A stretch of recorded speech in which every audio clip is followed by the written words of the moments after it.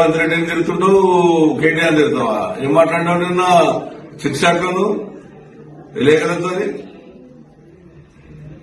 నీ బండారం ఇప్పితే మొత్తం ఈ నుంచి మొత్తం తెలంగాణ నుంచి ఢిల్లీ దాకా ఇప్పితే తట్టుకోలేవు నువ్వు.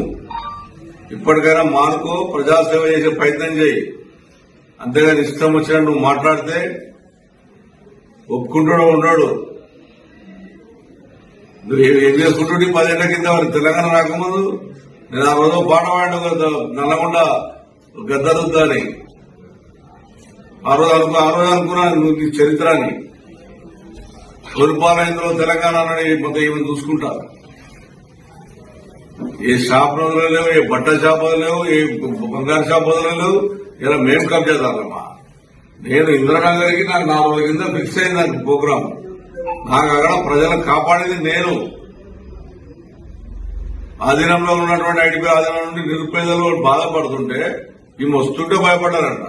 నీ అసలు కుక్కలు మస్తు వచ్చిపోయినా నా దగ్గరికి. ఇక్కడ నా కుక్కల ప్రజలు నాకు దేవుళ్ళు, వాళ్ళ బుద్ధాలు పాదాభివందన చేస్తా. వాళ్ళందుంచే నన్ను ఈ రకంగా గెలిపించారు, నా నీతి నిజాయితీని. బ్లూ సీట్లు కనబడితే వసూలు చేసేదానికి నీకు అలవాటు ఉంది, ఎవరికి అలవాటు లేదు. నీ మీద నిజంగా ముఖ్యమంత్రి గారు కానీ సెంట్రల్ గవర్నమెంట్ కరెక్ట్ గా సీరియస్ గా తీసుకుంటే నీ సంగతి ఏంటో, నీ మొగోలు సంగతి ఏంటో మొత్తం బయటకు వస్తాయి.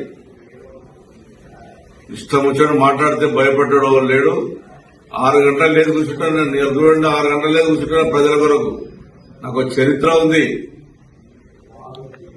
ఈ వస్తుందంట, భయపడిపోయినామంట. ఈమె తిరిగి ఏం చేసినావు?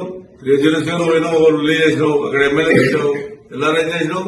కథం దాని గురించి మనం మాట్లాడేది లేదు. ఇంకో ఎమ్మెల్యే తిరుగుతావు, ఎమ్మెల్యేలతో ఆలో సటల్ చేసుకుంటావు. నీ మంత్రి పదవి ఎవరు ఇచ్చినావు? మంత్రి పదవి ఎంతమందికి అమ్ముకున్నావు? మంత్రి పదవులు తెలియదా మాకు? మీ నాన్న అంటే ఒక గొప్ప పేరుంది. మహాత్మా గాంధీకి ఏ రకంగా పేరుందో కేసీఆర్ అంత మంచి పేరును సర్వనాశనం చేశావు. కేటీ రామారావు హైదరాబాద్ డెవలప్ చేస్తే, కేటీ రామారావు చేసేటువంటి గొప్పతనాన్ని హైదరాబాద్ నాశనం చేస్తే కేటీఆర్ తిరుగుతున్నాను. హరీష్ రావు అయితే ఎప్పుడు ఎలగొట్టాలి? నీ ప్లాన్ ఏందో తెలుసా? మీకు చెప్తున్నా విలేకరు, ఈమె ప్లాన్ ఏందో రికార్డర్ టీవీలలో ఈమె ప్లాన్ కూడా పెద్ద 1 year నుంచి మీకున్నటువంటి హరీష్ రావు పాట ఎలగొట్టాలి. వాళ్ళందరూ ఏదో రకంగా రేవంత్ రెడ్డిని పట్టుకొని లోపల వేపియాలి. అప్పుడు ఇవి నాయకత్వం మర్చుకొని రాష్ట్రం మొత్తం తిరిగి దోసుకొని తిందామనే ప్రయత్నంలోనే ప్రతి ఒక్కరిని టార్గెట్ చేసుకుంటా పార్టీని సర్వనాశనం చేయని ప్రయత్నం చేస్తుంది. నీ వంటోళ్ళు నీ 100 మంది చూస్తున్నా ఏం కాదు. నీకు తగిన పాట ప్రజలకు బుద్ధి చెప్తారు.